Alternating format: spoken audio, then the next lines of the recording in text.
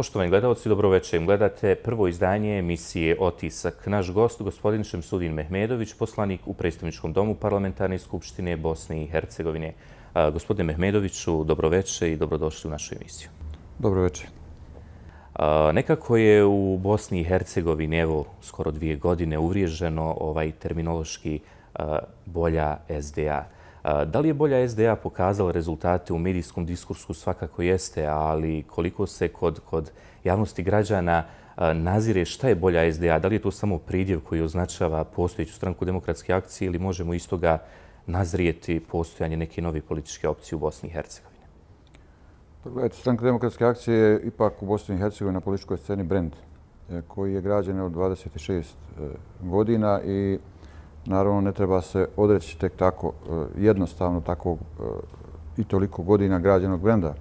Međutim, očigledno je da kako vrijeme prolazi da je neophodno da i unutarnje prilike, unutar jedne političke stranke pa i odnos prema vani u vođenju politike da sazrijevaju, da se reformišu, da se transformišu u skladu sa potrebama građana Bosne i Hercegovine, članstva SDA i naravno svih građana koji žive u Bosni i Hercegovini.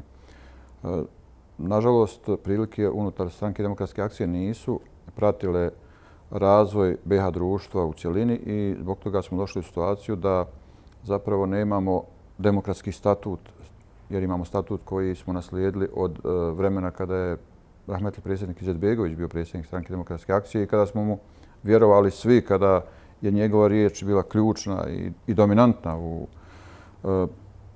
politici stranke demokratske akcije. Međutim, kako je vrijeme prolazilo, dolazili su neki novi ljudi, naravno prilike su se mijenjale i danas imamo situaciju da stranka demokratske akcije, odnosno stranku demokratske akcije vode ljudi koji vode neprincipijelnu politiku, koji nemaju svoj stav, da tako kažem, koji ne sagledavaju sveobuhvatno potrebe građana Bosne i Hercegovine i naravno, kako ja to često kažem, ne igraju bijelim figurama. Mi smo u situaciji da stalno govorimo šta nećemo, osuđujemo šta je izjavio Dodik ili ovaj ili onaj koji ne voli Bosnu i Hercegovinu, umjesto da mi proklamujemo politiku s kojom će se neko slagati ili ne slagati. Da mi vodimo, znači, glavnu političku riječ, da mi definišemo političke ciljeve, provodimo političke ciljeve koristeći već poznate alate u svijetu u smislu provođenja politika. Nažalost, zbog toga smo se mi, nekolicina zastupnika, SDA-ovaca, ako tako mogu reći, definisali da smo protiv ovakvog načina vođenja stranke demokratske akcije, protiv ovakvog načina vođenja politike, državne politike u prvom redu Bosne i Hercegovine, gdje SDA vodi dominantnu ulogu. Stoga smo i izašli sa jednom idejom da nam je nužna i prijeko potrebna bolja SDA.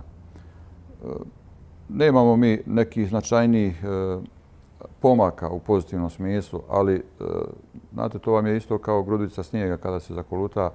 Sigurno je da će rezultati u dogledno vrijeme biti značajniji, ali u ovom trenutku čini mi se da ne postoji politička volja unutar postojećeg rukovodstva stranke demokratske akcije da se naprave značajnije promjene u strukturi, u promjeni statuta i u načinu vođenja i provođenja politike stranke demokratske akcije.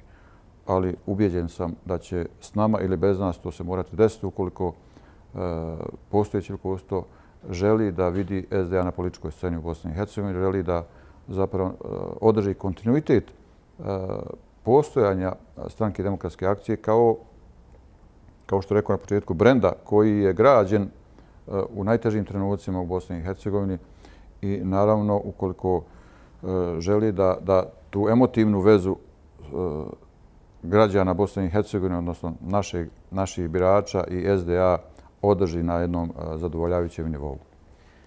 Progres razvoja Bosne i Hercegovine u poslijeratnom periodu nekako je možda čak bio na većem nivou.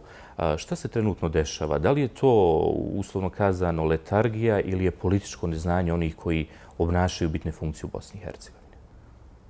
Znate, nakon zadnjeg kongresa stranke demokratske akcije napravljena jedna struktura koja rukovodi strankom ne samo u vrhu, nego u čitavoj strukturi stranke demokratske akcije koja je sama sebe izabrala, znate.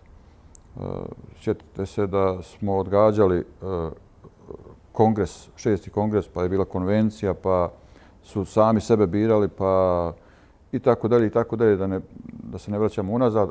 Ali je činjenica da zapravo nemamo demokratski izabrana rukovodstva. Zapravo nemamo ni na jednom nivou, čini mi se, rukovodstvo koje ne zavisi od političke volje predsjednika. Ili pogledajte samo ko su sve predsjednici općinskih, kantonalnih i tako dalje organizacija. To su uglavnom ljudi koji zavise od političke volje predsjednika.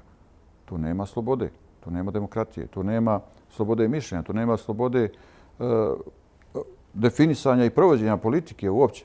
A kad nema slobode, nema ništa. Znate, nema progresije, nema znači, boljitka za građane Bosne i Hercegovine. Stoga smatram da je nužno i prijeko potrebno redefinisanje odnosa unutar same Stranke demokratske akcije, promjene statuta u smislu demokratskih odnosa unutar. Znate, da imate potpunu slobodu da iznosite svoje mišljenje, da govorite svoje mišljenje, da definišete politike Stranke demokratske akcije kao jedne od političkih stranaka i naravno da budete odgovorni za provođenje ili neprovođenje takve politike. Danas mi nemamo uopće tu povratnu spregu u smislu odgovornosti. Izaberete ministra koji u ime SDA obnaša dužnost u bilo kojoj vladi, na bilo kojem nivou. Nemate skoro nikakve odgovornosti prema stranci. Iako je stranka ta koja će polučiti pozitivne ili negativne efekte od obnašanja dužnosti određenog kadrovskog rješenja. Oni se samo uglavnom ponašaju da se uklapaju u neke zakonske regulative u kojima neće biti odgovorni za posao koji obnašaju. A odgovornost prema građanima, odgovornost prema i političkoj opciji iz koje dolaze, to faktički ne postoji. Gospodine Mehmedoviću, u razgovoru sa građanima Sarajeva nisam znao kojoj političkoj opciji pripadaju. Samo sam postavio pitanje da li oni vide nekoga u budućnosti kao bošnjačkog člana predsjedništva i ko bi to mogao biti, s obzirom da gospodinu Izetbegoviću ističe drugi mandat. U 90% slučajeva rekli su Šemsudin Mehmedović. Nisam pitao za političku stranku. Da li vi imate ambicije da jednog dana, pa evo već na narednim izborima, budete kandidat za bošnjačkog člana predsjedništva? I koliko je to realno, evo sada ste rekli kakva je trenutna situacija u vašoj stranci, koliko je to realno sa postojećim kadrovima koji vode ovu stranku? Po postojećim odnosima i kadrovima unutar SDA mislim da je to nerealno, ali u svakom slučaju građani Bosne i Hercegovine znaju šta mi svi radimo, kako radimo, na koji način, kako se ponašamo i tako dalje i tako dalje. I očigledno je da građani Bosne i Hercegovine misle malo drugačije od političkih lidera. Zbog toga je nama prijeko potrebna reforma političkog sistema u Bosni i Hercegovini u smislu donošenja zakona o političkom organiziranju političkih stranaka, jer smo mi postali taoci političkih lidera u Bosni i Hercegovini, odnosno njihovih mišljenja, njihovih stavova i njihovih ponašanja, ako tako mogu reći. I mislim da je krajnje vrijeme da se ukine to sastajanje po kafanama političkih lidera. Svi su nekako kao uvrijeđene mlade. Jedni neće u Sarajevo, drugi neće u Banja Luku, treći neće u Mostar i tako dalje. Nego hajmo negdje na sredini, pa u neku kafanu i tako dalje. Mislim da je ovo ozbiljna zemlja, ovaj narod zaslužuje puno bolje. Ovaj narod treba, znači, lidere koji će imati u prvom redu viziju, znači jasne ciljeve i koji će znati uz korištenje već poznatih alata kako doći do tih ciljeva. Očigledno je da mnogima, skoro da ne kažem svima, odgovara ovako jedno letargično stanje u kome se nalazi političke stranke, politički lideri i u kojima zapravo je važno da oni budu u javnosti predstavljeni kao neki važni ljudi i tako dalje. Međutim, važni su onoliko koliko su važni građanima Bosne i Hercegovine, koliko će pospješiti kvalitet života u pozitivnom smislu građanima Bosne i Hercegovine. Toliko ih i ja doživljavam važni. Nažalost, nemam baš neko pozitivno iskustvo ni sa jednim od ovih političkih lidera koji su trenutno na političkoj sceni. I zbog toga kažem da nije realno očekivati da u okvirima, evo, pa i Stranke demokratske akcije, bude takvih političkih inicijativa i, da tako kažem, mogućnosti u okviru SDA. Ali da će u Bosni i Hercegovini biti prijeko potrebna borba, politička borba u prvom redu da progresivni, pozitivni kadrovi izađu na površinu, na političku scenu u Bosni i Hercegovini. To će svakako trebati. Da li u okvirima bolje SDA ili neke druge, da tako kažem, opcije, ali sigurno je da građani Bosne i Hercegovine zaslužuju mnogo bolje. Kazali ste dogovaranje u kafanama. Ko je krivac za uzimanje parlamentarne demokratije i stavljanje na nivo kafani? Da li su to upravo predstavnici međunarodne zajednice koji su organizirali takve sastanke na samom početku? Pa znate, u Bosni i Hercegovini nisu samo krivi politički lider, naravno da ima odgovornost međunarodne zajednice i oni su pokušavali, evo, da nema pobjednika i poraženog, da prave neke kompromise, evo, i u kafanama, da tako kažem. I odatle je to sve i počelo zapravo. Ali činjenica je da politički lideri žele da svoju političku moć pokažu na način da nas koji smo direktno birani od naroda, građana Bosne i Hercegovine, prikaže kao, kako to jedan naš kolega kaže, tasterima. Bitno je da mi samo tamo glasamo, da pritisnemo za, protiv i suzdržan. Ja ne želim da se tako ponašam ili ne želim uopće da budem u parlamentu ako ću se morati tako ponašati. Ja želim da razmišljam svojom glavom, da vodim politiku u okvirima politike, definisane politike SDA koje nažalost trenutno nemamo i onda dolazimo u nesporazume da budemo sankcionirani zbog toga što glasamo suprotno što je neki od dužnosnika, evo visoki dužnosnika Stranke demokratske akcije utvrdio kao politički stav SDA. Politički stav SDA može se utvrditi samo na organima stranke, je li to predsjedništvo, glavni odbor, kongres i tako dalje, a nikako zato što je to rekao neki od visoko pozicioniranih dužnosnika. Prema tome, to je potpuno različit pristup da tako kažem, percipiranju politike koju vodi Stranka demokratske akcije. I zbog toga kažem da i međunarodna zajednica ima izuzetno visok nivo odgovornosti, jer u krajnjem oni su i odgovorni za provođenje, odnosno neprovođenje Dejtonskog mirovnog sporazuma u punom kapacitetu, ne samo pravljenja nekog kriznog ambijenta u kome oni zapravo upravljaju krizom, jer su i napravili tako ustav, Dejtonski ustav Bosne i Hercegovine. Evo, osim pozitivne strane da je zaustavljena, da ljudi ne ginu i tako dalje, mi od Dejtonskog ustavnog rješenja u Bosni i Hercegovini nemamo neke koristi, imamo samo štetu. Mi smo postali svi zatočenici takvog jednog rješenja. Imate situaciju da dio Bosne i Hercegovine može da donese jednostavnu odluku i kako će se zvat jezik bošnjačkog naroda i odluku o odcepljenju, odluku o referendumu i tako dalje. S druge strane imate ogromnu većinu građana Bosne i Hercegovine. Evo, na državnom nivou ne možete formalno donijeti odluku zbog tog entitetskog načina glasanja i tako dalje, da kažete hajde da napravimo referendum, dosta više negiranja države Bosne i Hercegovine, dosta više negiranja i bosanskog jezika, dosta više negiranja bosanskog naroda kao najmnogoljudnijeg naroda u Bosni i Hercegovini. Očigledno je da je nekome u međunarodnoj zajednici i dan danas takvo stanje odgovara i da smo mi zapravo postali zatočenici politike i umiješanosti međunarodne zajednice u Bosni i Hercegovini. Gospodine Mehmedoviću, kada je u pitanju referendum, 9 poslanika predstavničkog doma, uključujući i vas, uputilo je javno pismo predsjedniku, članu predsjedništva gospodinu Izetbegoviću i gospodinu Zvizdiću. Vi tražite da se očituju, odnosno napravi niz razgovora sa poslanicima vezano za referendum u Republici Srpskoj. Bilo je zanimljivo vidjeti da ste vi jedini od ovih, uslovno kazano, koji su trenutno i obnašaju vlast. Dakle, jedini član Stranke demokratske akcije koji je potpisao to. Sve ostalo su glasovi i potpisi opozicije.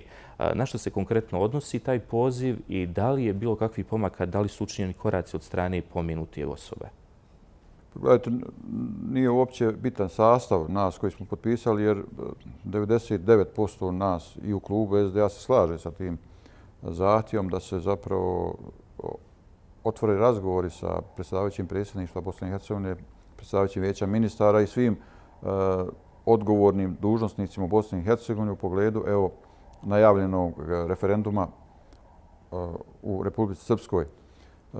Jer zapravo taj referendum po suštini nema neki značaj, ali to je na neki način ispitivanje kako ćemo mi u Bosni i Hercegovini reagovati na možda neko mnogo ubitačnije, mnogo gore pitanje, referendumsko pitanje koje bi se moglo u budućnosti desiti. Evo vidite da predsjednik manjeg BiH entiteta najavljuje i mnogo više referenduma i mnogo žešćih pitanja, ako tako mogu reći, koja bi značila možda čak i raspad ove zemlje, u najmanju ruku destabilizaciju prilika u Bosni i Hercegovini, u najmanju ruku generisanje sukoba u Bosni i Hercegovini, u najmanju ruku stvaranje haosa i nereda u Bosni i Hercegovini, što naravno ne može nikom normalnom u Bosni i Hercegovini odgovarati. Zbog toga sam ja potpisao to pismo, ali očigledno da neki nemaju vremena da razgovaraju o ovako ozbiljnim temama.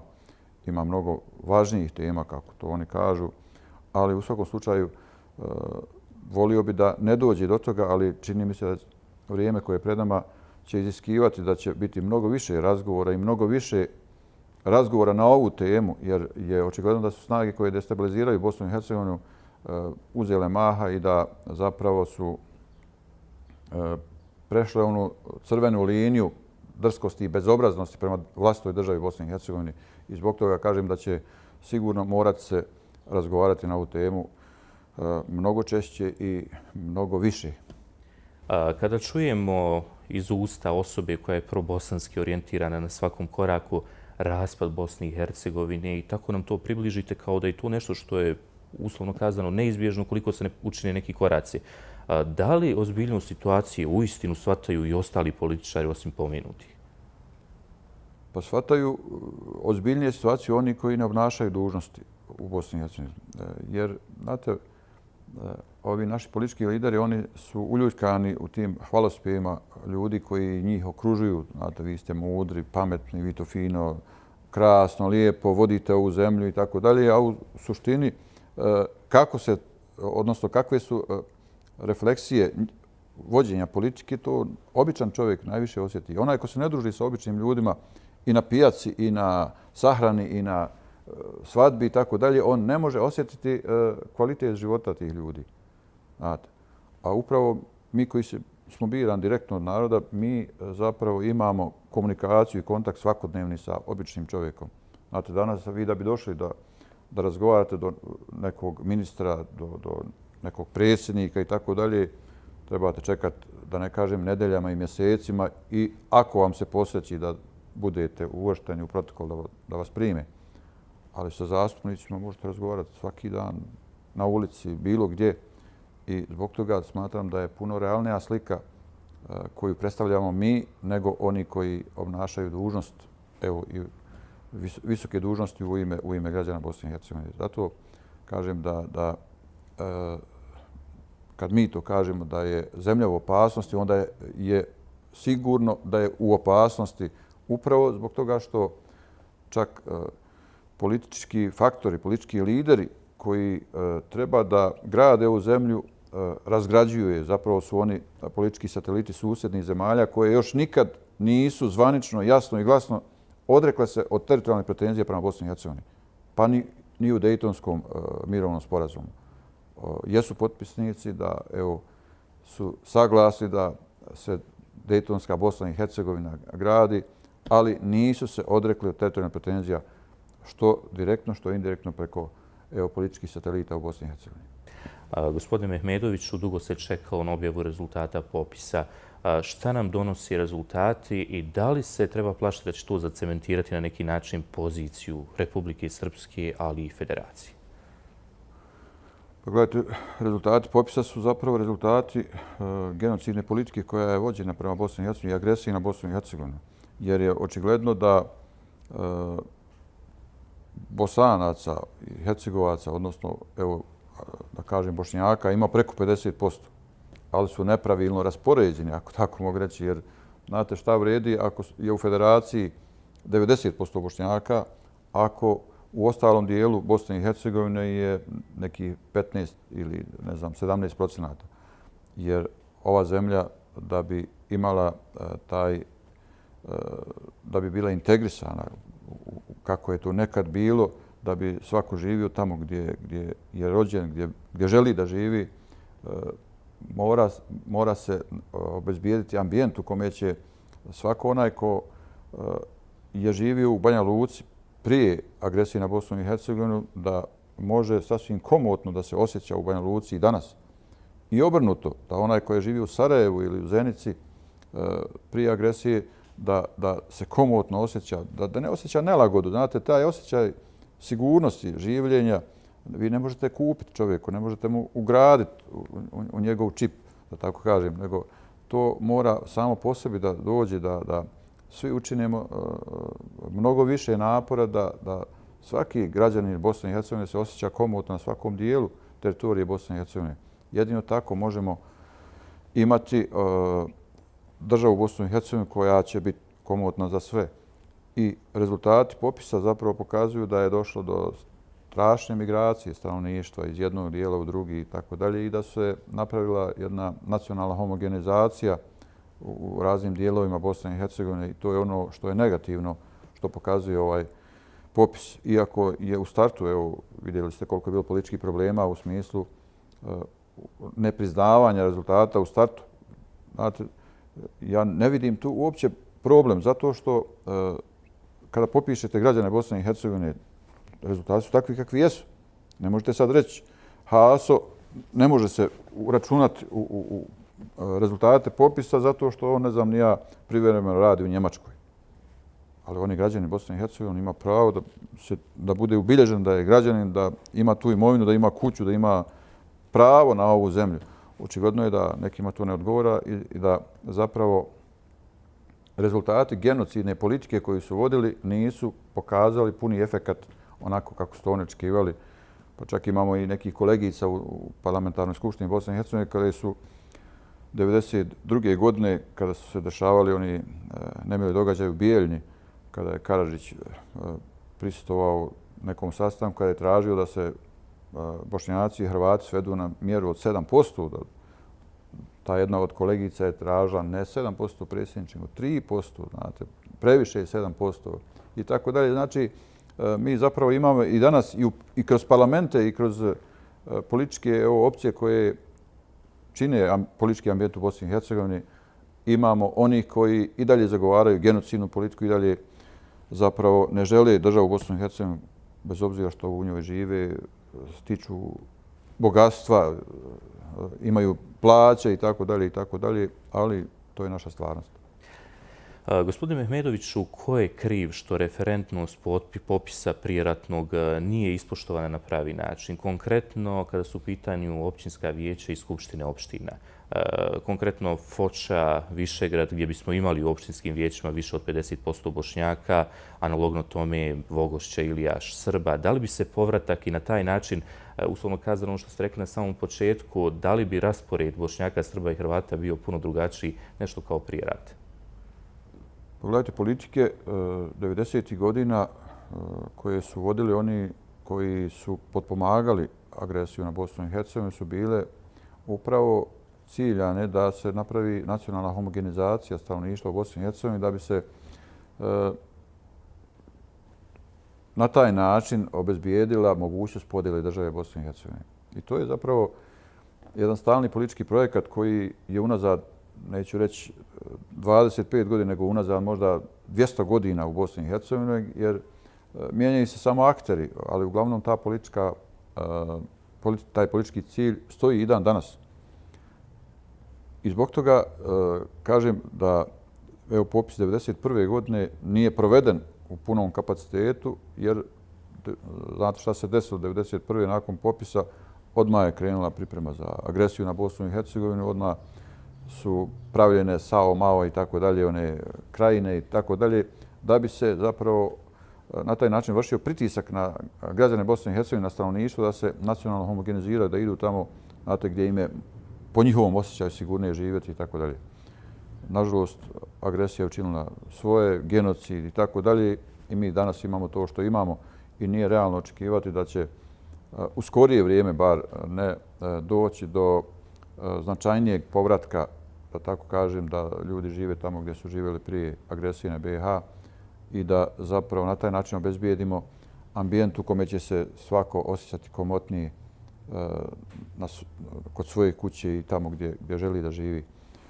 Nažalost, to su politički lideri koji su osmišljavali i provodili genocidnu politiku, učinili da svaki čovjek se osjeća tako kako se osjeća i da imamo situaciju u Bosni i Hercegovini tako kako imamo. Nekada se plašim, posmatrajući izjave pojedinih političara, da su pozicije već duboko zacementirane i da gotovo nema izlaza iz svega toga. Kako je moguće, ukoliko se promijeni politika, da svi političari ili bar 90% njih voli ovu zemlju, kako je moguće onda to projicirati na narod Bosne i Hercegovine, da i oni isto tako osjećaju ovu zemlju kao svoju? Gledajte, stanje u Bosni i Hercegovini i političke prilike nisu samo rezultat naših političkih odnosa međusobnih, nego zapravo to treba posmatrati malo šire, regionalno u prvom redu, a onda naravno i sa tog nekog globalnog aspekta u pogledu odnosa velikih sila i njihovih interesa na Balkanu. Već sam elaborirao naše političke odnose unutar Bosne i Hercegovine i šta ko želi, šta ko provodi i tako dalje, ali je očigledno da u prvom redu Srbija i Hrvatska nisu se nikad odrekle teritorijalnih pretenzija prema Bosni i Hercegovini i projekta podjele Bosne i Hercegovine. Nažalost, oni u Bosni i Hercegovini imaju svoje političke satelite.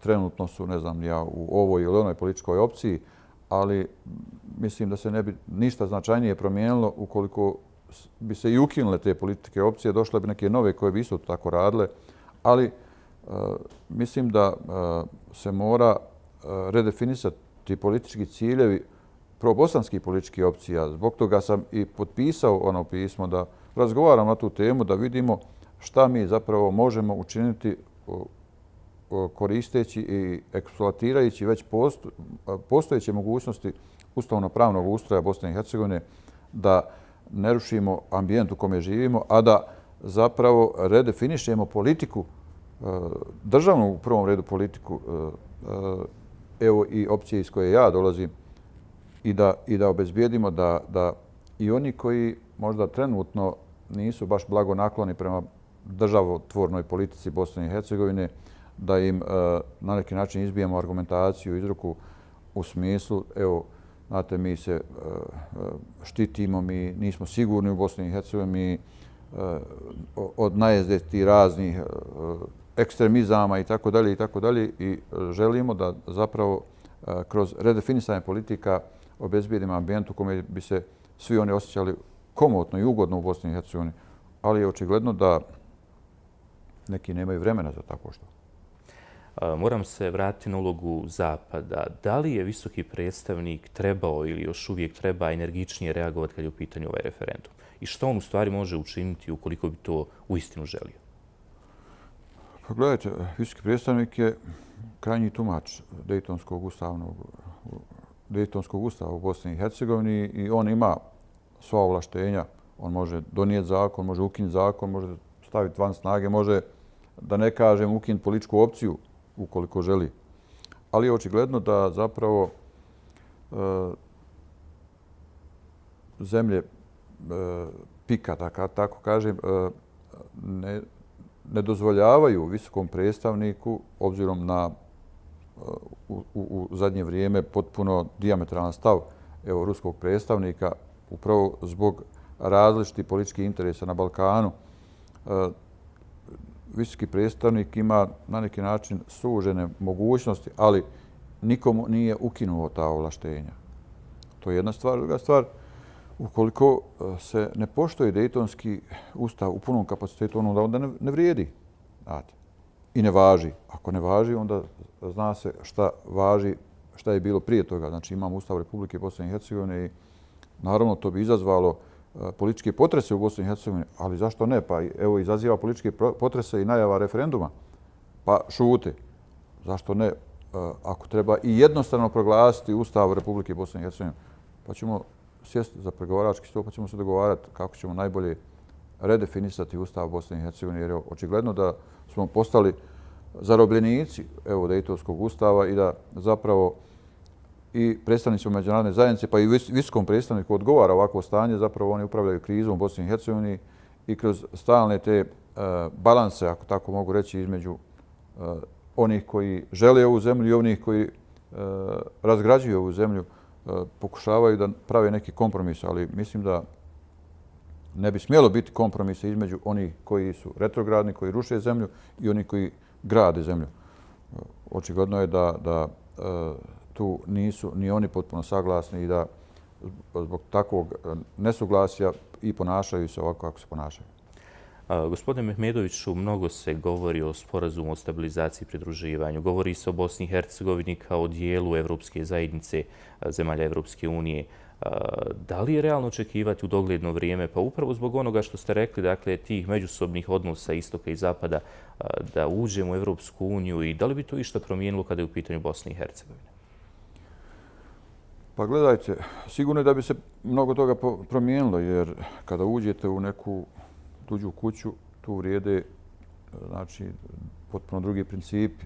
Znači, mi bi ulaskom u Evropsku uniju morali da prihvatimo evropsku pravnu stečevinu, što podrazumijeva da bi morali usvojiti njihove zakone, usvojiti zakone koji vrijede u Evropskoj uniji, što bi u svakom slučaju relaksiralo naše unutarnje odnose u Bosni i Hercegovini i što bi pospješilo da Bosna i Hercegovina ima jedan progresivniji, znači napredak u smislu kvaliteta života građana BiH.